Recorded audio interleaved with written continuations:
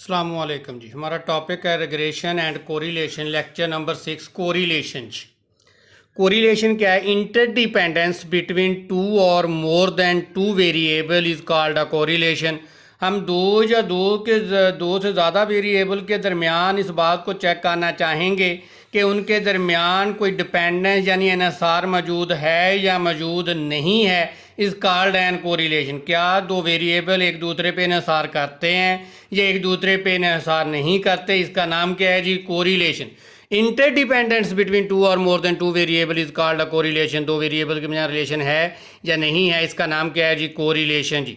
Marks obtained by students and his study hours. क्या जो marks students के आ रहे हैं उनका स्टडी आवर्स पे कोई इन्हिसार है या नहीं है? यानी जितना ज़्यादा पढ़ते उतने ज़्यादा मार्क्स आ रहे हैं, जितना कम पढ़ते उतना कम मार्क्स आ रहे हैं, या इसके कोई बरक्स ऐसा भी है कि नहीं, इनमें कोई रिलेशन नहीं है। Sugar level and exercise time of individual कहता है कि आपके जो शुगर लेवल है और एक्सरसाइज टाइम है, क्या ये एक दूसरे पे डिपेंड करते हैं या डिपेंड नहीं करते। Yield of crop and fertility कहता है ऑफ अ लैंड, कहता है आपका जो क्रॉप यानी आपकी मकदार है, जो आपकी आइटम की जो आपकी मकदार है, क्या वो बढ़ रही है कि नहीं बढ़ रही फर्टिलाइज़र की खाद डालने से जी। उनके दरमियान कोई रिलेशन है, ईल्ड या फर्टिलिटी के दरमियान रिलेशन है, डिपेंडेंसी है या नहीं है, इस कॉल्ड एन कोरिलेशन जी। Correlation coefficient. Correlation coefficient r is a numerical measure of the strength and direction of the linear relationship between two variable. ये कोरिलेशन कोफिशिएंट हमें इस बात को मेजर करके देती है, हमें इसकी कैलकुलेशन करके देती है क्या दोनों वेरिएबल्स आपस में डिपेंड कर रहे हैं और किस डायरेक्शन में डिपेंड कर रहे हैं, या आपस में डिपेंड नहीं कर रहे जी। यानी वो एक दूसरे के दरमियान जब हमें मेजर करके देगी कोरिलेशन कोएफिशिएंट के वो दोनों एक दूसरे पे डिपेंड करते हैं या नहीं करते, और किस डायरेक्शन में जो है ना उनकी रिलेशन मौजूद है। क्या वो दोनों इंक्रीज़ कर रहे हैं या दोनों डिक्रीज़ कर रहे हैं, या एक इंक्रीज़ कर रहे हैं एक डिक्रीज़ कर रहे हैं, ये हमें डायरेक्शन भी बताएगी साथ साथ जी।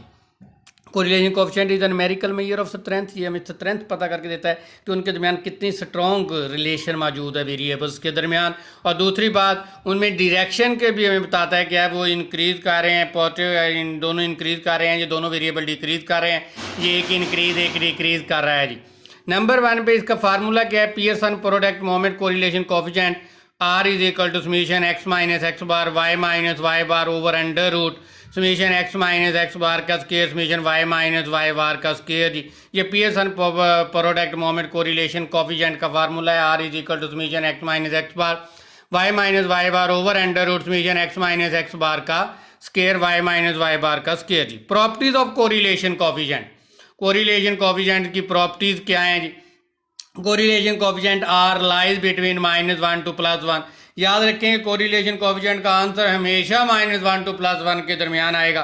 -1 से आंसर छोटा नहीं हो सकता, +1 से बड़ा नहीं हो सकता, आंसर इनके बिटवीन ही आना है जी।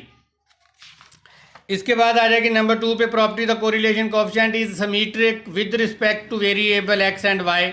कहता है कि आपकी कोरिलेशन कोएफिशिएंट है वो सिमेट्रिक होती है अबाउट एक्स एंड वाई, या वाई एंड एक्स लें इससे कोई फ़र्क, यानी आप correlation r x on y लें या आर वाई ऑन एक्स लें इससे कोई फ़र्क नहीं पड़ता, ये दोनों तरह सिमेट्रिक है। आप कोरिलेशन एक्स ऑन वाई लें या वाई ऑन लेक लें, ये दोनों तरह से सिमेट्रिक होती है, इससे कोई फ़र्क नहीं पड़ता। Correlation coefficient is independent change of origin and scale. याद रखें कोरिलेशन कोएफिशिएंट जो है वो ज़्यादा है किससे? Change of origin and scale से। यानी अगर अपने वेरिएबल में कोई चीज़ ऐड कर लें या अपने वेरिएबल से किसी चीज़ को मल्टीप्लाई कर लें, लेकिन कोरिलेशन के आंसर में कोई फ़र्क नहीं पड़ना। जो आर एक्स ऑन वाई का आंसर आएगा वही आर यू वी का आएगा। यानी आपके जो कोरिलेशन कोएफिशिएंट है वो इंडिपेंडेंट है change of origin and scale से, यानी कि चीज़ के ऐड होने या मल्टीप्लाई होने से आपके कोरिलेशन कोएफिशिएंट को कोई फ़र्क नहीं पड़ता जी।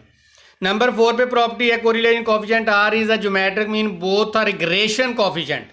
हमारे पास बेटा दो रिग्रेशन कोएफिशिएंट थे, एक बी वाई ऑन एक्स था, दूसरा बी एक्स ऑन वाई था। कहते हैं इन दोनों का ज्योमेट्रिक मीन ले लिया जाए, इज कॉल्ड एन कोरिलेशन। यानी ज्योमेट्रिक मीन कैसे लिया जाता है? दो वैल्यू को मल्टीप्लाई और उनका under root. Correlation is equal to जमा नफी under root b y on x and b x on y, दो वैल्यू को मल्टीप्लाई किया और उसका क्या ले लिया? Square root, is called geometric mean.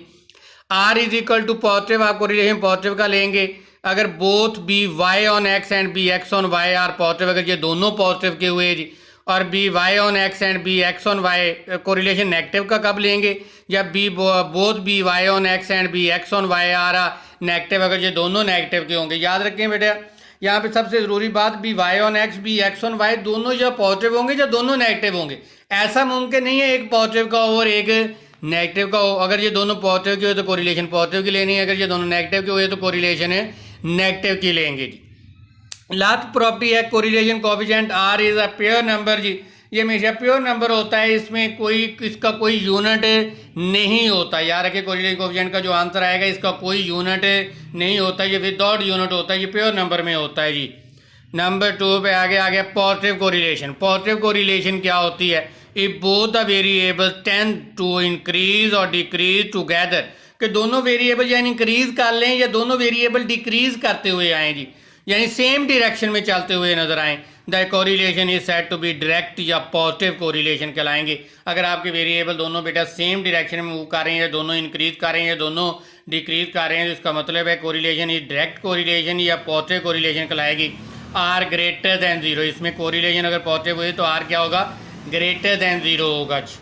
आगे आ जाएगा जी negative correlation, if one variable tends to increase as the other variable decrease, अगर एक वेरिएबल इंक्रीज करे तो दूसरा डिक्रीज करे, या एक डिक्रीज करे तो दूसरा क्या करे, इंक्रीज करे, the correlation is said to be a negative correlation या इनवर्स कोरिलेशन होगी। यानी अगर एक वेरिएबल इंक्रीज कर रहा है तो दूसरा वेरिएबल क्या करे जी, डिक्रीज करे, तो इसका मतलब क्या होगा कि आपकी नेगेटिव कोरिलेशन है। नेगेटिव कोरिलेशन क्या होगा, जब आपका correlation coefficient r less than क्या हो जाएगा, जीरो हो जाएगा, यानी नेगेटिव का आंसर देगा जी। परफेक्ट पॉजिटिव कोरिलेशन क्या होगी जी, if both the variable tends to increase और डिक्रीज टुगेदर यूनिफॉर्मली, आपके दोनों वेरिएबल या इंक्रीज करें या डिक्रीज करें लेकिन यकसा इंक्रीज या डिक्रीज करनी चाहिए। यानी फॉर एग्जांपल के तौर पर आपका एक वेरिएबल है एक्स जी, आपके एक्स वेरिएबल की वैल्यू थी 1 2 3, ये मुसलसल इंक्रीज कर रहा है। अब आपके वाई को भी मुसलसल इंक्रीज करना चाहिए लेकिन यकसा, अगर 1 पे वैल्यू 4 थी तो 2 पे 8 हो जानी चाहिए, अगर आपकी 2 पे 8 थी तो 3 पे 12 होनी चाहिए। यकसा इंक्रीज करे, 4 8 12 जी, इसका मतलब है दोनों वेरिएबल इंक्रीज करें या दोनों डिक्रीज करें लेकिन यकसा इंक्रीज या डिक्रीज करें, is called a perfect positive correlation. और परफेक्ट कोरिलेशन में आर इज इक्वल टू किसके बराबर, यानी regression coefficient is equal to 1 होगा जी। फिर आ जाएगा परफेक्ट नेगेटिव कोरिलेशन जी। परफेक्ट नेगेटिव कोरिलेशन में क्या है जी, if one variable to increases and as the other variable decreases uniformly, अगर एक वेरिएबल इंक्रीज करे दूसरा वेरिएबल डिक्रीज करे लेकिन यूनिफॉर्मली, अगर एक मुसलसल इंक्रीज करे तो दूसरा मुसलसल उसी तरह की करे, यकसा इंक्रीज और यकसा डिक्रीज का, तो कहता है the correlation is said to be a perfect correlation. तो हम इस कोरिलेशन को क्या कहेंगे, परफेक्ट कोरिलेशन। यानी फॉर एग्जाम्पल पे जी आगे पर x की वैल्यू 1 2 3 ये इंक्रीज कर रहा है एक एक के साथ, अब y डिक्रीज करे, यानी अगर 1 पे वैल्यू 12 थी 2 पे 8 हो गई, 3 पे 4 होगी, ये यकसा इंक्रीज डिक्रीज कर रहा है जी, और एक यकसा इंक्रीज कर रहा है दूसरा यकसा डिक्रीज कर रहा है, is called a perfect negative correlation. Perfect negative correlation में correlation coefficient is equal to बराबर किसके हुआ करेगा, -1 के जी। No correlation if r is equal to 0, इसका मतलब दोनों वेरिएबल्स के दरमियान किसी किस्म की कोई रिलेशन मौजूद नहीं है जी। अब आ जाएगा जी हमारे पास formula to find the correlation coefficient. Correlation coefficient के फार्मूलाज क्या होंगे, अच्छा कोरिलेशन कोएफिशिएंट के फार्मूलाज वही होंगे जो आपने रिग्रेशन कोएफिशिएंट्स के पढ़ेंगे जी। रिग्रेशन कोएफिशिएंट में तो हम नीचे यहाँ x लिखते थे या y लिखते थे, लेकिन यहाँ पे दोनों लिखने हैं जी, x भी और y भी, और उनका स्क्वायर रूट डालना है, यानी r is equal to summation x minus x bar y minus y bar, ऊपर वाला हिस्सा वही है जो रिग्रेशन कोएफिशिएंट में होता है, नीचे आ जाएगा under root summation x minus x bar का square summation y minus y bar का स्क्वायर जी। अब दूसरा फार्मूला लिखता हूँ जी, ये आ जाएगा जी आपके पास समीशन एक्स वाई जी minus summation x multiply by summation y over n जी। अब नीचे आएगा जी आपके पास under root summation x square minus summation x का होल स्क्वायर बटा एन जी, फिर मल्टीप्लाई बाय जी वाई का summation y square minus summation y का होल स्क्वायर बाय एन जी।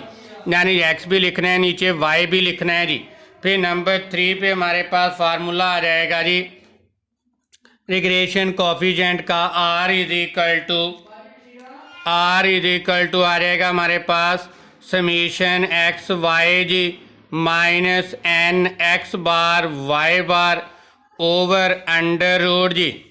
पहले एक्स की वैल्यू लिख लेते हैं, summation x square minus n x bar the square multiply जी, ये आ जाएगा summation y square minus n y bar the square जी। इसके बाद आप स्टैंडर्ड एविएशन वाला फार्मूला लिख सकते हैं जी।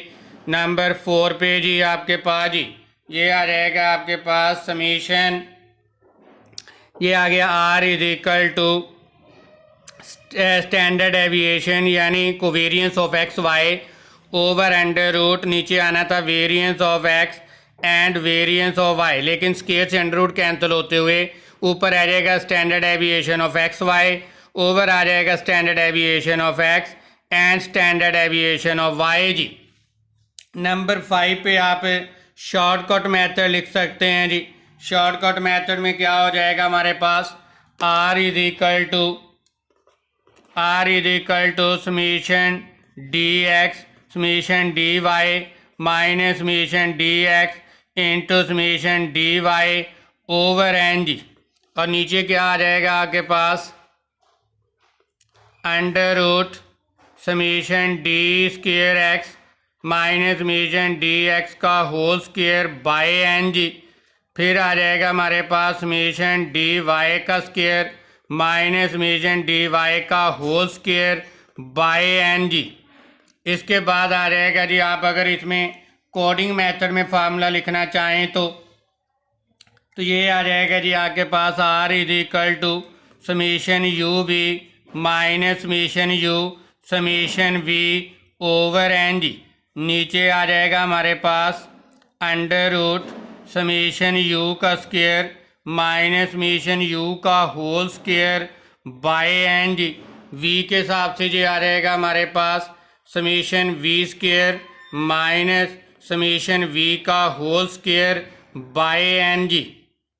ये हमारे formula to finding the correlation है कोफिशिएंट। जिस तरह का मर्जी जो सा मर्जी फार्मूला लगाया जा सकता है, लेकिन फिर भी आपने क्वेश्चन की रिक्वायरमेंट को देखना है। अगर उसमें स्टैंडर्ड एविएशन दिए हुए हैं तो ये फार्मूला लगाएं, अगर आपको summation x minus x bar y minus y bar वाली इन्फॉर्मेशन दी है तो ये लगाएं, अगर समीशन एक्स वाई वाली इन्फॉर्मेशन दी है तो ये फार्मूला लगाएं। आपने formula according to question information देखते हुए लगाना है जी।